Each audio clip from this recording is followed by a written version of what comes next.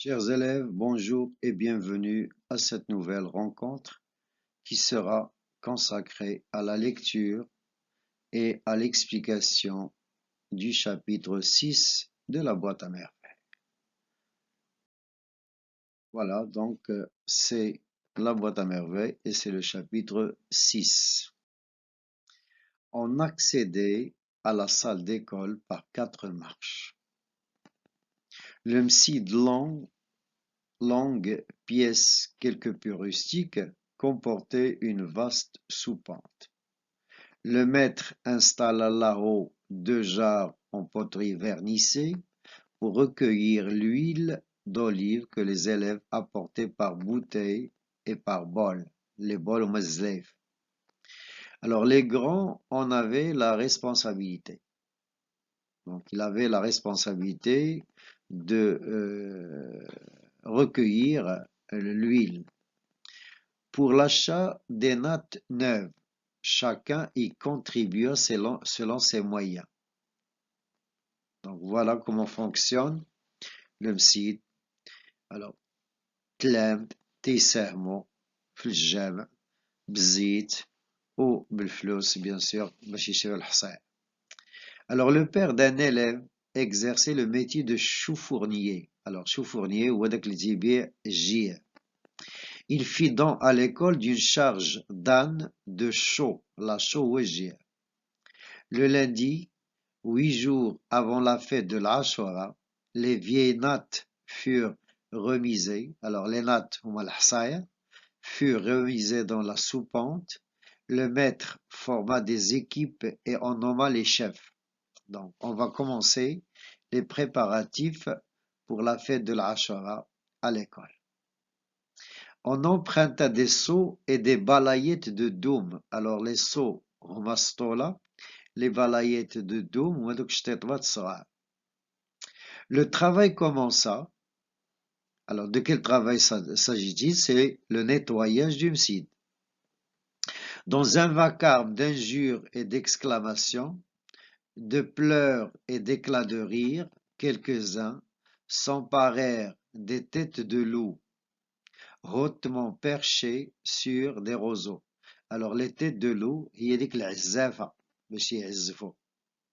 s'escrimèrent longtemps afin de nettoyer le plafond et les murs de leurs toiles d'araignée. 2 seaux énormes de lait de chaux furent préparés. Une dizaine d'élèves armés de balayettes entreprirent de badigeonner les murs. Badigeonner yéjiyero. Ils maniaient hardiment leurs balais, éclaboussaient au passage des enfants qui piaillaient. Donc les enfants travaillent dans la joie et bien sûr dans le tumulte. Ils recevaient dans les yeux la chaux vive, se mettaient à hurler, donc hurler, il y a crier, abandonnant leur besogne. D'autres les remplaçaient pleins d'ardeur. Des disputes éclataient, tout le monde criait à la fois.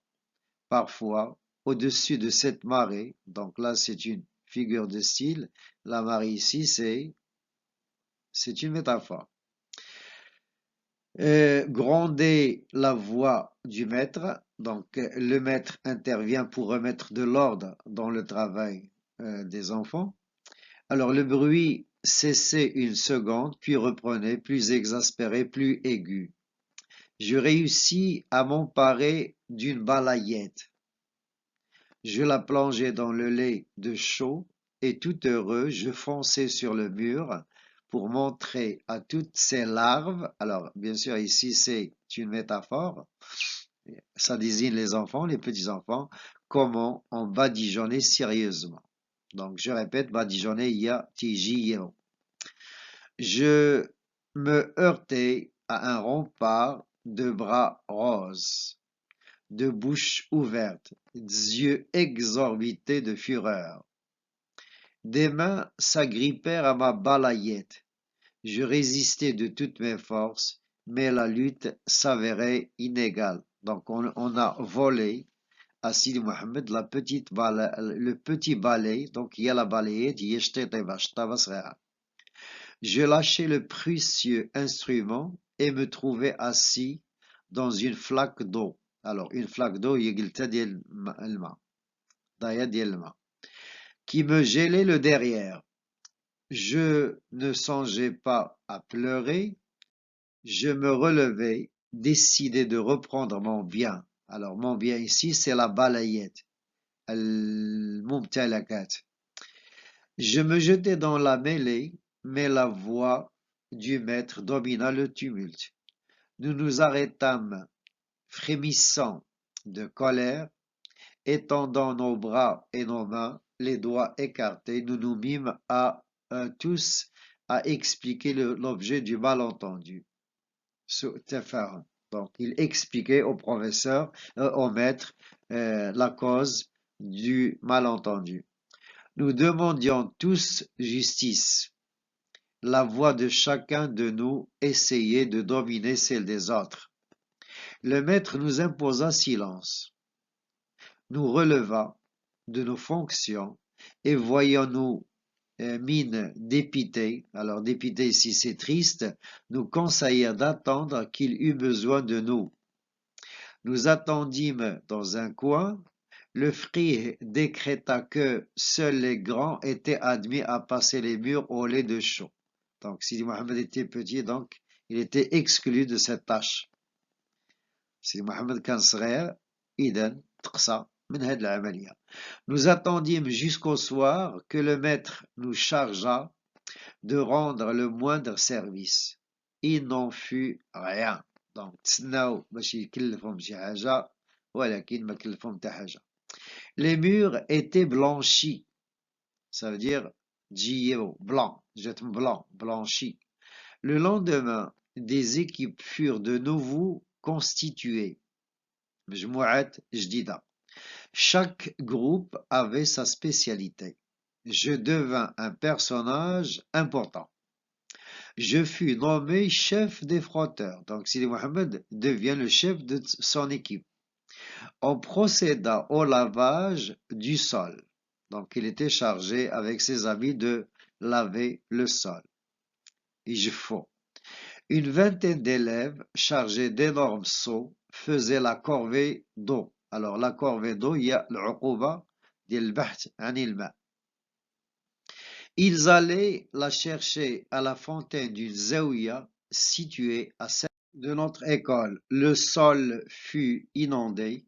Je pris très au sérieux mon travail et pour donner l'exemple, je maniai avec énergie ma balayette. J'en avais mal aux reins. De temps à autre, je me redressais tout rouge, les muscles des bras me faisaient mal. Au repos, je les sentais trembler. Dans l'eau, jusqu'aux chevilles, pieds nus, bousculés par celui-ci, insultés par celui-là. J'étais heureux. Voilà, donc on arrive à une phrase, à deux phrases exclamatives, et ces deux phrases exclamatives expriment le sentiment du narrateur et aussi des autres enfants qui étaient très heureux car ils ne vont pas étudier mais plutôt s'amuser à travailler. Donc j'étais heureux, c'est le sentiment de joie. Adieu, la cause de cette joie, c'est adieu les leçons, les récitations collectives, les planchettes rigides, rébarbatives inhumaines. Frottant le sol en terre battue, incrusté de poussière et de crasse, orné d'énormes étoiles. Alors, orné d'énormes étoiles de chaux qui résistaient à notre brossage énergique. Aïe, tu m'as donné un coup d'œil, deux coudes dans l'œil. Fais attention, tu m'as mouillé jusqu'à la ceinture. Regarde, Driss, il est tombé dans le seau. Ha ha, il va se noyer, il va se noyer. Frotter paresseux, paresseux toi-même. Notre coin est plus propre que le tien. Avec des chiffons de jute, nous essuyâmes partout. Le soir, je revins à la maison mort de fatigue. Là, c'est une hyperbole. Mais très fier de ma journée. Devant mes parents, je me vantais de mes multiples exploits. Alors, se vanter ici, c'est parler avec orgueil. Tiftakhar. Sidi Mohamed était très fier de ce qu'il a fait. Et regardez l'ambiance dans laquelle les enfants travaillent, une ambiance de joie et de gaieté. Je réussis à les convaincre que sans moi, aucun résultat sérieux n'aurait été obtenu. Donc, c'est un sentiment, c'est toujours le sentiment de fierté de Sidi Mohamed. Mon père me félicita. Donc, le résultat est celui-ci. Donc, c'est les félicitations du père. Il dit à ma mère que je devenais vraiment un homme. Je me mis au lit. Pendant mon sommeil, il m'arriva de me mettre sur mon séant, de hurler des ordres, de distribuer des injures. Ma mère me recouchait avec des gestes tendres, des phrases affectueuses. Le matin, je me préparais pour partir à l'école. Ma mère m'en empêcha. Donc, Lella Zoubida n'a pas laissé Sidi Mohamed aller à l'école. Et il y a une surprise. Elle m'expliqua qu'elle avait besoin de moi pour l'accompagner à la Qissaria, le marché de tissus. Il était temps de songer à mes habits de fête. Donc, il y a les préparatifs pour la fête de l'Ashura et on a vu tout à l'heure ce qu'on a fait pour se préparer à l'école et bien sûr, il y a aussi des préparatifs à la maison. Donc, Lella Zoubida doit emmener Sidi Mohamed al-Qissaïa pour lui acheter les habits. Donc, il était temps de songer à mes habits de fête. J'applaudis avec enthousiasme. Regardez la joie de Sidi Mohamed. Est-ce que j'aurai une chemise neuve? Tu auras une chemise neuve. Est-ce que je porterai un gilet avec des sous-taches? Tu porteras un gilet avec des sous-taches. Est-ce que je mettrai ma djellaba blanche que tu as rangée dans le coffre? Tu porteras ta djellaba blanche, des babouches neuves que te fabrique Moulay Abi, le mari de l'Aïcha, et une belle sacoche brodée. Je me dressai de toute ma taille. Je bombais le torse, j'esquissais même quelques pas d'une danse barbare. Je me livrais à de telles extensités que je ne me livrais à de telles excentricités que dans des circonstances exceptionnelles. J'allais même pousser un ou deux ululements quand ma mère me rappela à plus de dignité. Fatma Bziouia riait à gorge déployée. Donc là, c'est l'hyperbole. Son rire ne me choquait pas. Ce matin, je me sentais capable de bonté, d'indulgence, l'indulgence ou tesama. J'étais d'une générosité sans borne. C'est l'hyperbole. J'étais d'une générosité sans borne. Je pardonnais à Zineb dans mon fort intérieur toutes les misères qu'elle m'avait fait subir. Je pardonnais à son chat qui était revenu après s'être débarrassé de son collier, ma belle chaîne d'or. Je pardonnais au mardi d'être des jours trop longs, à la baguette de cognacier de mordre si souvent la chair fragile de mes oreilles. Je pardonnais aux jours de lessive d'être particulièrement triste et froid. Je pardonnais tout au monde, ou du moins à ce que je connaissais du monde. Donc là, il y a bien sûr une anaphore. Donc regardez, alors l'anaphore, c'est avec l'expression je pardonne. Donc vous avez je pardonnais.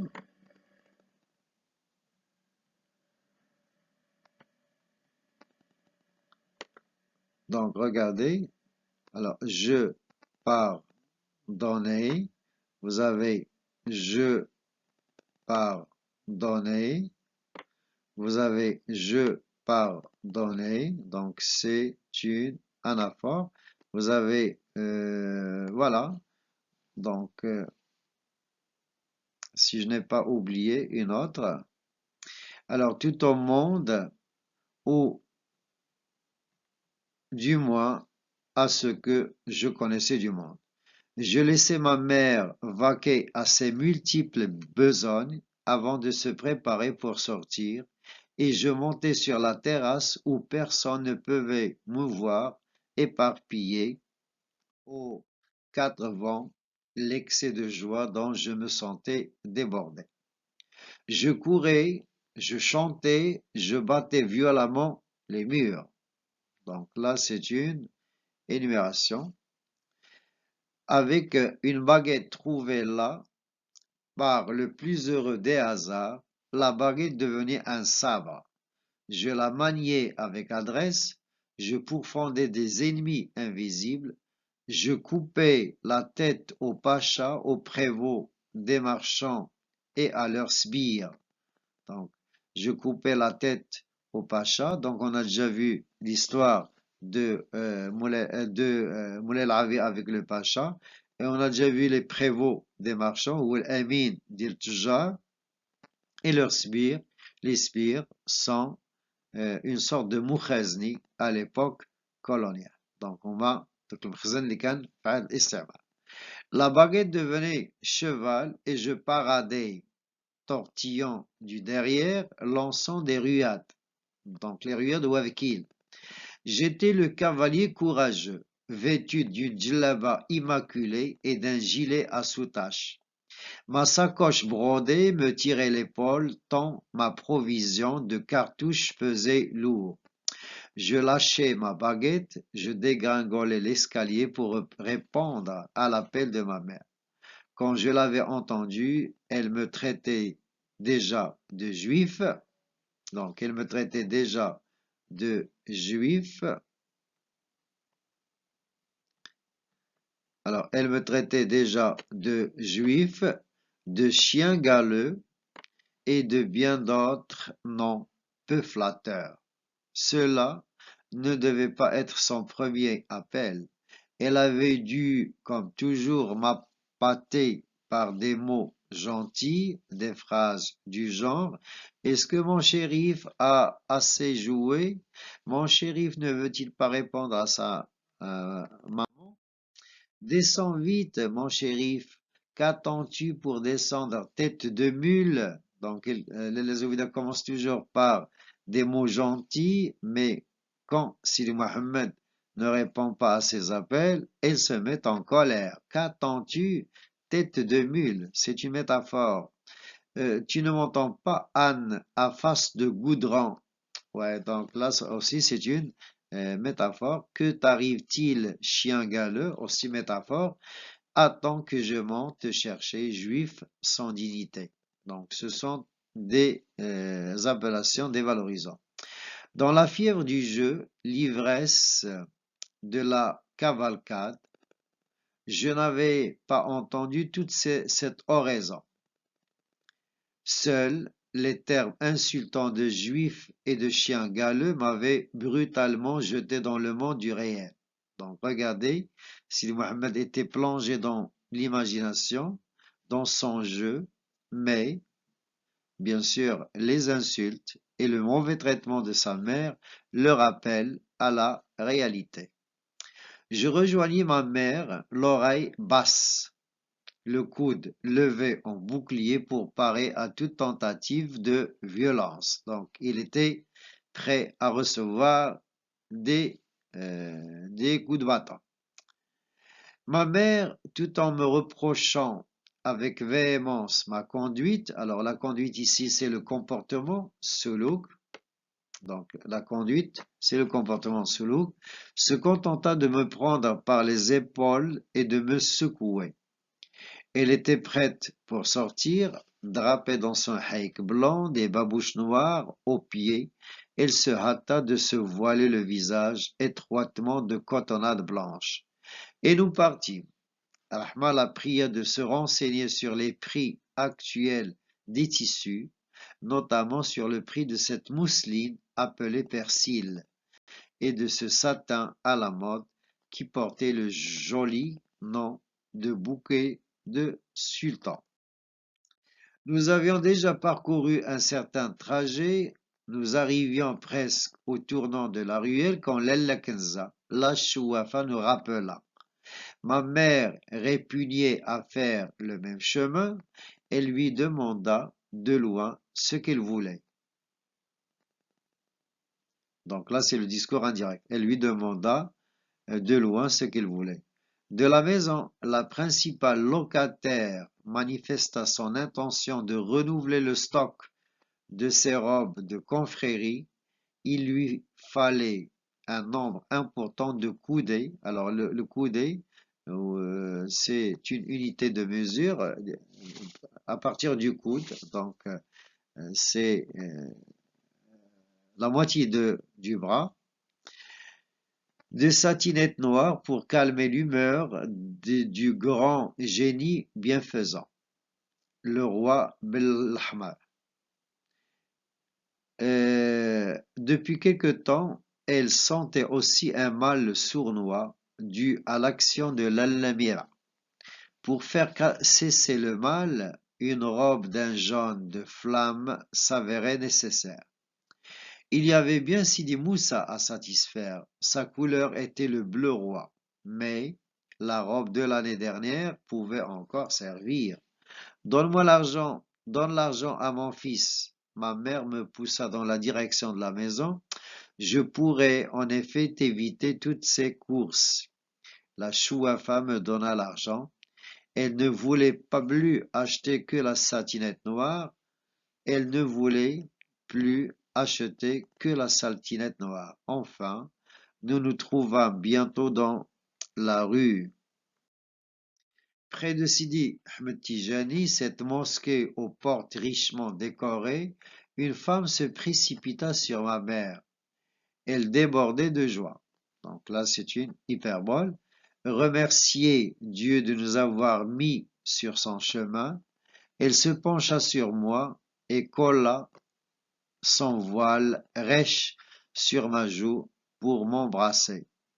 C'était une voisine de l'Aïcha, l'amie de ma mère. Là, c'est une périphrase.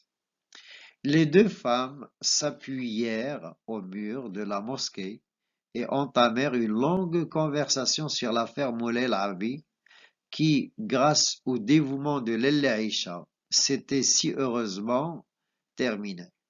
Moulay Labi méritait d'ailleurs un tel sacrifice. Dès que son atelier serait prospère, il ne manquerait pas de racheter à sa femme bijoux, meubles et couvertures. Donc là, c'est une énumération. Je répète, dès que son atelier serait prospère, il ne manquerait pas de racheter à sa femme bijoux, meubles et couvertures. Il n'était pas homme à oublier les services rendus. Toutefois, avant de nous quitter, la voisine ajouta cette phrase perfide. Mais qui peut se fier aux hommes? Qui peut faire confiance aux hommes? Alors, j'ai été marié 3 fois. Chaque fois, mon époux ne songeait qu'à me dépouiller du peu de biens que je possédais. Dépouiller, il y a volé. Espérons que l'Aïcha n'est pas tombé sur un ingrat ou un akil jamil. Espérons que Moulay Labi ne sera pas un ingrat. Et un odieux simulateur. Ma mère dit sentencieusement, Dieu seul est juge. Nous abandonnâmes la voisine bavarde, les quartiers commerçants avaient un air de fête. Une foule de citadins et de campagnards se pressait dans la rue des épiciers, la place des notaires, le marché des fruits secs. Des âniers poussaient des bêtes chétives, lourdement chargées de sacs de sucre, de caisses de bougies, de ballots, de cotonnades, de vaisselle, de faïence et de bains-bolotteries. Il se formait à chaque carrefour un embouteillage compliqué. Nous finissions toujours par nous faufiler à travers les groupes des badauds. Alors les badauds, ce sont les gens qui n'ont rien à faire. Donc les madoumaïd. Pour circuler plus aisément, plus facilement, j'avais enlevé mes babouches. Je les mis dans mon capuchon, le capuchon Walqub, à chaque pas, ma mère me recommandait d'y faire très attention. Je pouvais les perdre dans la bousculade ou me les faire voler. Je la rassurais. Je les sentais battre légèrement mon dos. J'aperçus les premières boutiques de tissus. On les reconnaissait de loin. Les marchands pour attirer les chalands. Alors les chalands, moi les clients. Donc les chalands, ce sont les clients. Az-zaba'in. Accrochaient à leur auvent des banderoles de soie, des tricots de couleur fanée, des mouchoirs brodés au point plat. La Prisavia, rendez-vous de toutes les élégantes de la ville, me parut contenir les fabuleux trésors de Suleiman. Donc là, c'est une métaphore. Fils de David. Donc là, c'est une périphrase. Suleiman est le fils de David. Des cafetans de drap amarante, des gilets précieusement ornementés, de, de passementeries et de boutons de soie, des djellabas en voile de laine, des burnous somptueux voisinés avec des tulles irisés. Donc là, c'est une énumération de toute la marchandise, comme des toiles d'araignée sur la rosée. Bien sûr, c'est une comparaison. Des taffetas, des satins moirés et des cretonnes aux couleurs sauvages. Le gazouillis des femmes. Alors, le gazouillis des femmes ici, c'est le bruit. Et là, c'est une métaphore, parce que le gazouillis, on le dit généralement pour les oiseaux. Prêtait à ce lieu je ne sais quelle atmosphère d'intimité. Les marchands ne ressemblaient pas à ceux des autres souks. La plupart étaient des jeunes gens, beaux de visage, très soignés dans leur mise, courtois, polis, m'eddebin dans leur langage. Ils ne se mettaient jamais en colère, faisaient montre d'une patience sans limite. Patience sans limite, c'est une hyperbole. Et là, justement, on voit que le narrateur parle d'une manière valorisante des marchands. Se déranger pour montrer à une cliente une étoffe posée sur le plus haut rayon, déplier la pièce, replier donc euh, replier pour la remettre à sa place, la cliente ayant déniché sous une pile de soieries une étoffe qui lui plaisait mieux, nous fîmes 5 ou 6 boutiques avant d'acheter 3 coudées de cotonnade blanche. Elle devait servir à me faire confectionner une chemise. Donc, l'Elezouida va acheter non seulement un gilet, mais aussi la cotonnade qui va lui permettre de confectionner une chemise. C'était de la cotonnade de bonne qualité, la qualité poisson. Ma mère ne voulait pas d'autre marque. Le marchand nous montra imprimé en bleu sur une assez grande longueur de la pièce, un poisson avec toutes ses écailles. Alors les écailles, le cérémonial du marchandage dura beaucoup moins que lorsqu'il fallut payer le gilet rouge à sous-tache. Nous nous arrêtâmes devant une dizaine de magasins. Les marchands s'empressaient de nous montrer des piles de gilets de ma taille. Toutes les nuances du rouge défilaient sous nos yeux. Aucune ne correspondait au ton que désirait ma mère. Finalement, elle fixa son choix sur un gilet cerise abondamment orné de serpentins et de fleurons en passementerie légèrement plus foncé que le tissu. Elle m'enleva la djellaba, m'essaya le gilet, me le boutonna jusqu'au cou, s'éloigna pour se rendre compte de l'effet, me fit signe de tourner à droite, puis de tourner à gauche, mit un temps infini à le déboutonner, en fit une boule qu'elle fourra brutalement entre les mains du marchand. Le boutiquier s'informa. Cet article te plaît-il? C'est le prix qu'on décidera, répondit ma mère. Alors, je prépare le paquet. Aux clients sérieux, je consens toujours un rabais. Ce gilet, alors rabais, là c'est une réduction. Ce gilet vendu couramment 5 réaux, je te le laisse pour 4 réaux seulement. Alors, coupe en cours à toute discussion, je t'en offre 2 réaux. Tu ne m'en offres pas le prix de revient, j'en fais le serment. Alors, ما عطيتينيش حتى تمن ديال الشراء.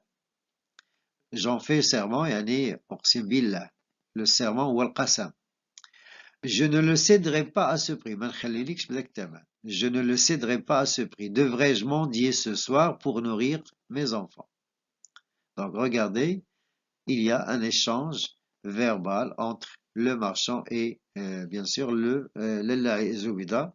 Et bien sûr, il s'agit d'un dialogue argumentatif. Chacun essaie de convaincre l'autre d'accepter le prix. Alors, le marchand avait fini par plier le gilet soigneusement et chercher un papier pour faire le paquet. Écoute, dit ma mère, je suis mère de famille. Je m'occupe de ma maison, je n'ai guère le temps de marchander. Marchander, yelmtaouya. Voudrais-tu me laisser ce gilet à 2 réaux un quart? Je fais ce sacrifice pour mon fils qui aimerait tellement porter ce vêtement le jour de l'Ashura. Ce garçon me plaît. Je ferai un effort en sa faveur. Donne-moi 3 réaux et demi. Le marchand tendit la main. Il s'attendait à recevoir l'argent. Ma mère lui tourna le dos, me prit par le poignet et m'entraîna quelque part. Viens, me dit-elle, les gilets ne manquent pas à la Prissaïa. Nous trouverons bien un boutiquier sérieux qui sache parler raisonnablement.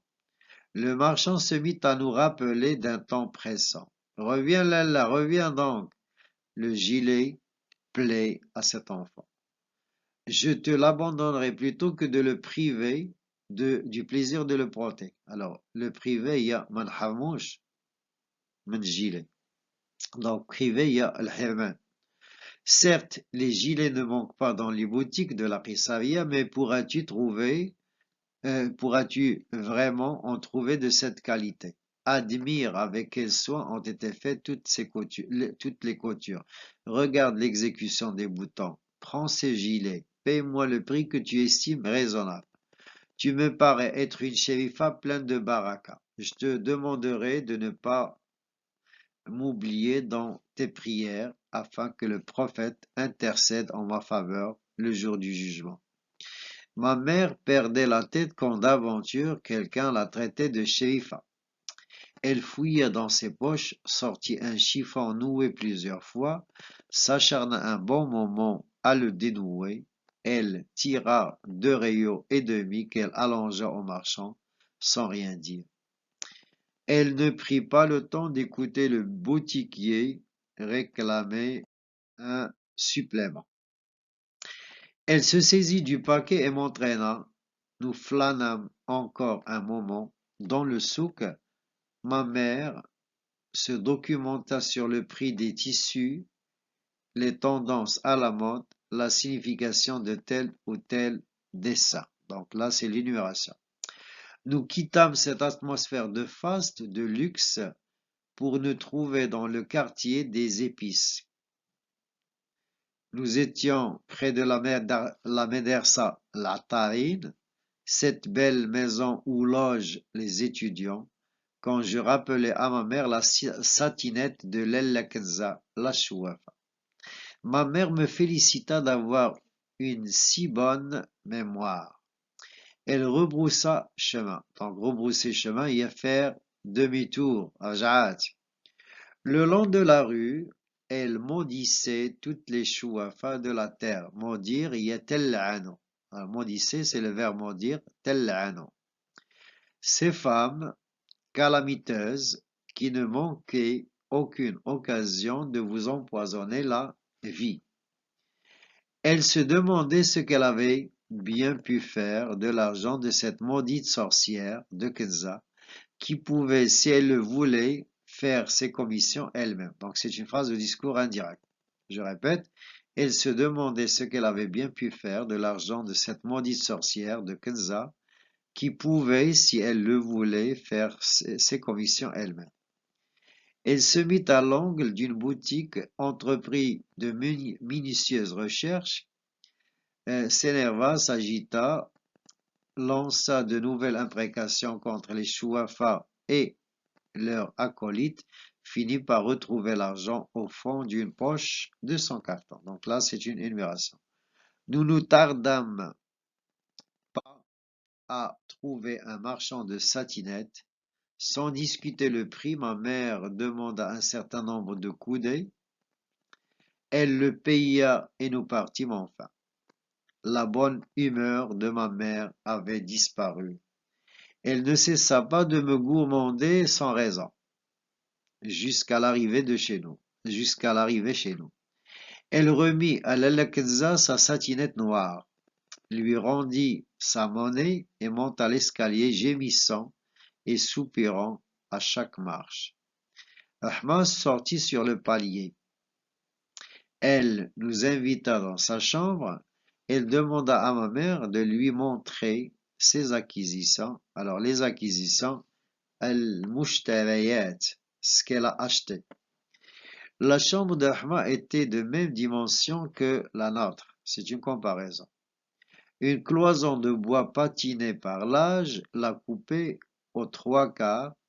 Derrière cette cloison, Ahmad entassait ses provisions d'hiver.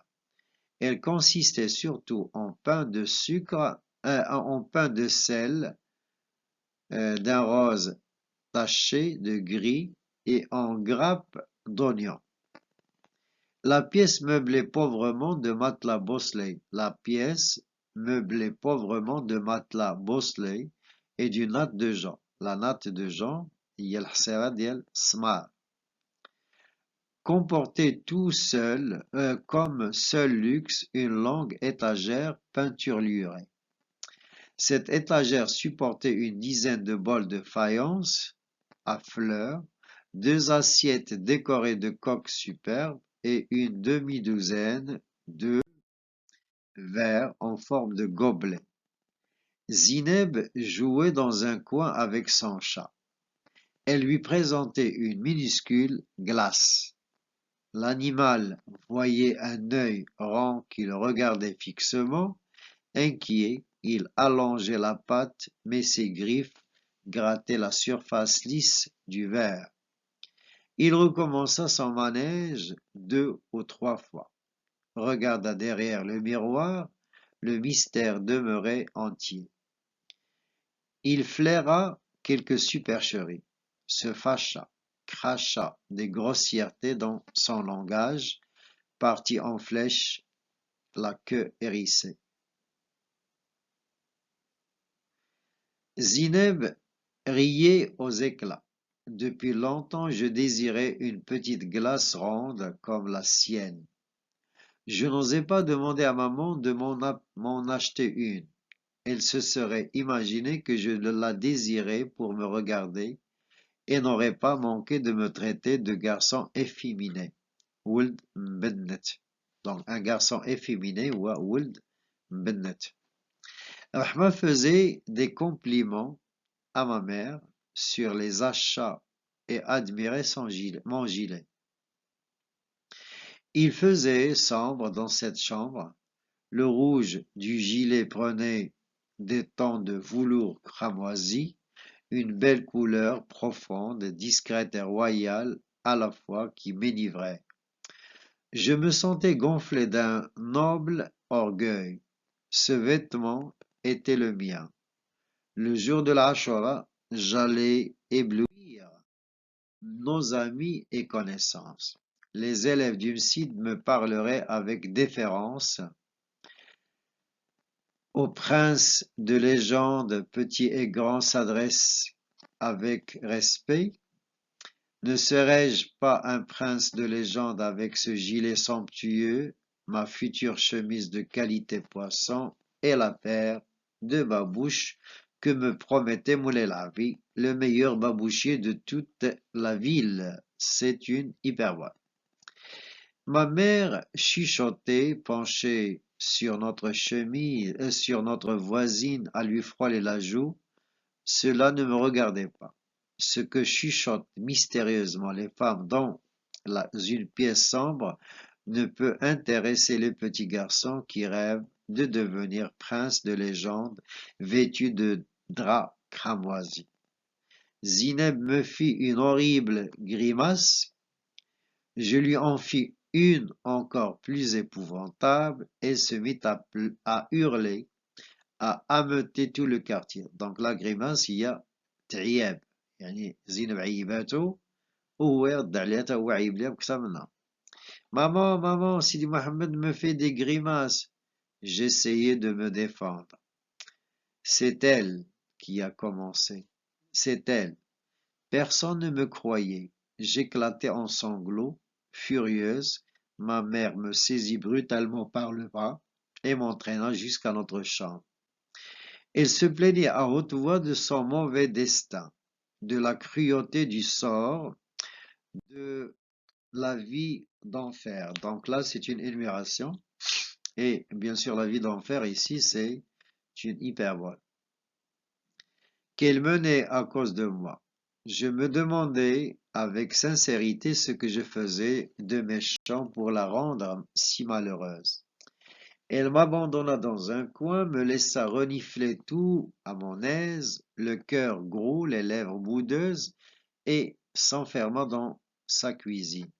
J'eus faim à force de pleurer silencieusement. D'ailleurs, l'heure du déjeuner était depuis longtemps passée.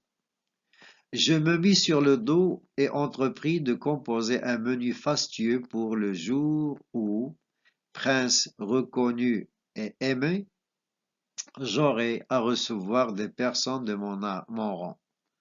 Je réfléchis un moment et me dis, les princes mangent très bien chez eux. Je ne les inviterai pas. Mes hôtes, alors les hôtes Madiaf, seront tous les affamés, les mendiants, les psalmistes qui font rarement bon repas. Donc là, c'est une énumération.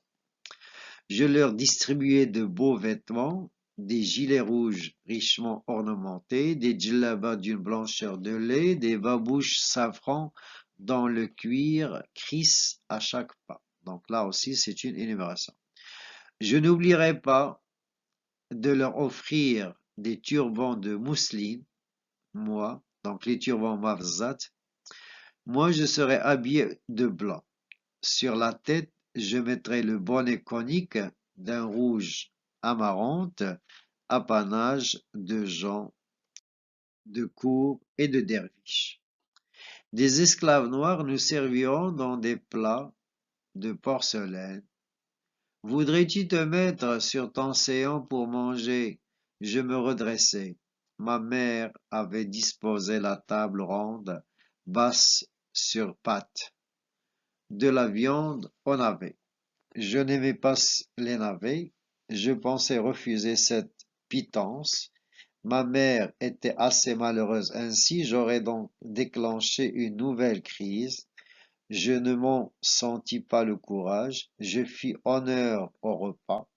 La faim qui me dévorait transforma le goût du navet en saveur exquise et délicieuse.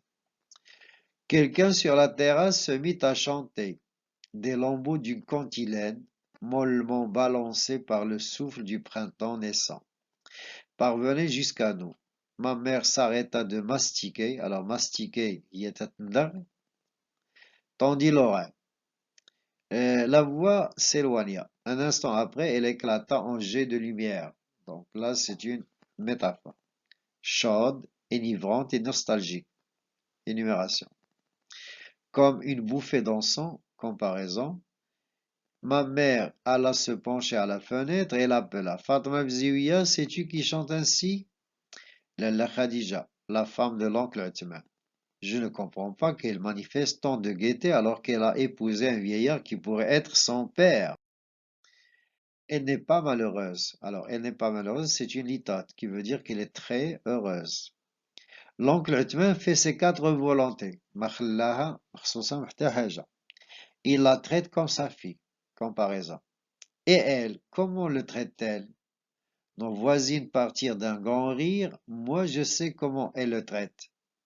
La vieille Baka, l'ancienne esclave de l'oncle Uthman, donc là c'est une périphrase, donc l'ancien esclave de l'oncle Othman, c'est Mbaka, m'a raconté une histoire fort amusante. Non, fort ici, c'est très amusante, c'est l'hyperbole. Elle est trop longue pour que je vous la répète. Répartit Rahma. Raconte-la, raconte-la, demandèrent toutes les femmes d'une seule voix. Rahma se fit prier un moment, puis elle commença. Vous connaissez l'oncle Othman, un homme qui a vu des temps meilleurs. يعني عدوزة. Ses parents lui laissèrent à leur mort une grosse fortune. Tarwa. La fortune est Tarwa. Il eut une jeunesse dissipée et mangea capital et bénéfice. Capital et bénéfice, يعني طب في كل شيء. حب تقول déjà حب وتبن. Il ne lui resta que la petite maison qui s'appuie à la nôtre. Fidèle, Mbarka partagea la bonne et la mauvaise fortune. Sirtman s'était marié plusieurs fois, mais aucune de ses épouses successives n'avait su en faire vraiment la conquête. Lella Khadija seule réussit à le dominer, à le faire manger dans le creux de sa main comme un agneau. Il est vrai que Khadija, si elle n'a pas de fortune, possède au moins la jeunesse et le charme. Donc, Khadija est jeune et charmante. Patientez, j'en arrive à mon histoire. J'allais me pencher à la fenêtre aux côtés de ma mère. Toutes les femmes avaient abandonné leur besogne. Alors, la besogne ici, c'est le travail. Donc, les femmes ont arrêté de travailler et s'accoudaient aux grilles et balustrades de leur balcon. Lalla Kenza sortit un vieux tapis de prière, s'installa pour écouter dans le patio. Rahma, dont on ne voyait que le buste, reprit le fil de son histoire. Nous étions tous pressés de connaître la suite. Sirtman sortit vendredi dernier de bonne heure pour faire son marché. Il balançait gaiement son kaba. Donc kaba ici c'est un couffin. Saluait les uns la main sur le cœur, faisait de larges sourires aux autres, car il connaît tous les gens du quartier. Il arrive à Jodiya. Un seul marchand de viande était ouvert. Inutile de vous dire qu'il y avait foule autour de sa boutique. C'était Selm le nègre. Il brandissait tantôt une hache impressionnante, tantôt un coutelas phénoménal. Donc,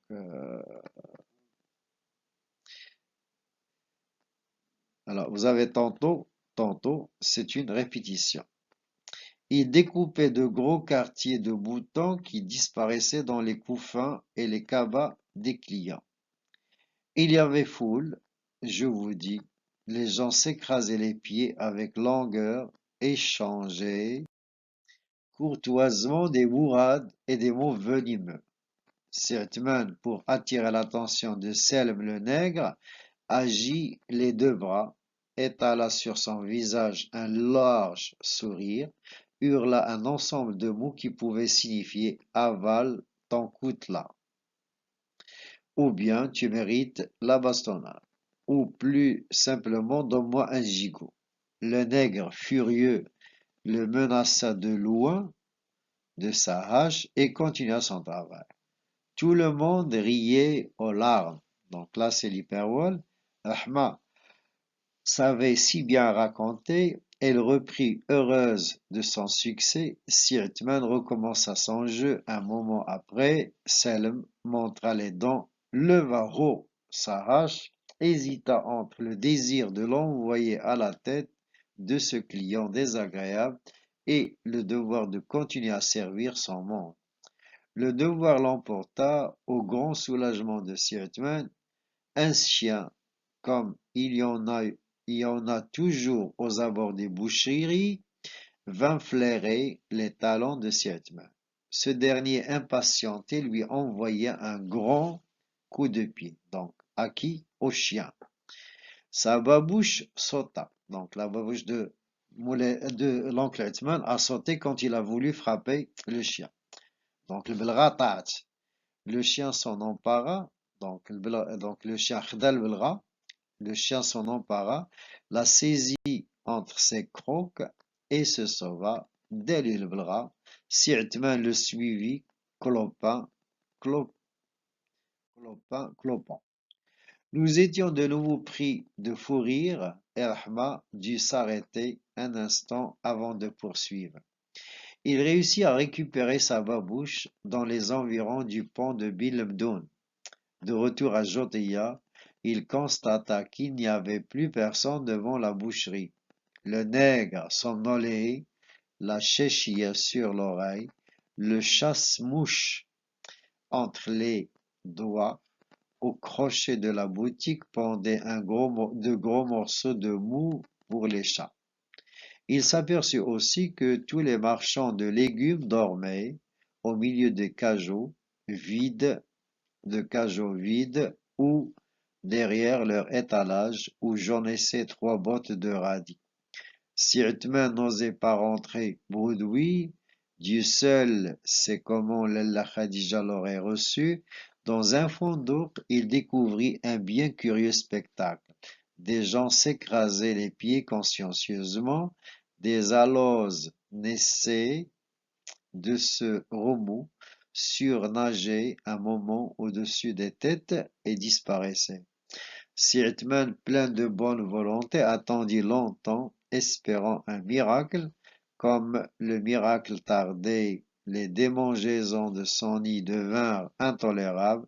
Il quitta le marché pour se rendre chez le marchand de tabac le plus proche. Il espérait s'envoyer une bonne prise dans les narines. Donc, nfiha. Peut-être s'était-il un peu attardé chez le marchand de tabac. À son retour, plus de poissons et plus d'acheteurs. Les femmes hurlaient de joie. Moi, je trépignais d'enthousiasme. Je réclamais la suite. Continue, continue, disait ma mère. Rahma continua. Si Uthman se mit en colère, des personnes l'entendirent vociférer des injures. Alors, vociférer, il a crié des injures, tisb ou tilat. Il brandissait les poings et disait, le maudit vieillard, avais-je besoin d'écouter le récit de son mariage à ce cocu? Pourquoi m'a-t-il raconté la mort de sa sœur et qu'ai-je à faire avec les fiancés de sa fille? Pour finir, Sirotman rebroussa chemin. Donc il fait demi-tour chez le marchand de monte, Moulnana, du petit carrefour de la rue Sarah. Il tombe en arrêt devant une magnifique rose. Il pensa qu'il l'offrait à Lella Khadija et lui pardonnerait de ne rien rapporter de comestible, de mangeable. J'étais dans la rue, j'étais dans la rue quand il entra chez lui, fier de sa belle rose qui embaumait. Alors, embaumer, il a dégagé une belle odeur. Embaumer, c'est dégager une belle odeur. Toi, à terre. Et j'ai assisté de mes yeux au dénouement. Il entra, puis la porte se rouvrit presque immédiatement. La rose s'écrasa sous ses pieds, puis le turban de Sirtman vint la rejoindre, suivi d'un Sirtman pâle et défait. Il ramassa son couvre-chef, prit la rose qu'il respira longuement, et ne voyant pas qui le dévisageait, il me gratifia d'un large sourire. Nous rions à nos tordres. Donc là, c'est l'hyperbole aussi. Ahmad termina ainsi. La rose, le turban et l'attitude de Sirotman m'intriguèrent et j'ai demandé à Mbarka ce qui était arrivé. J'ai appris comment Lalla Khadija traitait son vieux mari. Tout le monde fit des compliments à Ahmad. Alors, complimenter, c'est féliciter. Donc, des félicitations à Ahmad sur la façon de peindre les événements les plus insignifiants. Ses propos avaient du sel. Le récit d'Ahmad m'obséda toute la soirée. La nuit, j'y rêvais encore. Voilà. Merci de votre attention et à la prochaine. N'oubliez pas de vous abonner et de partager la vidéo avec vos amis. Si vous avez des questions, laissez-les dans le commentaire. Au revoir et à la prochaine.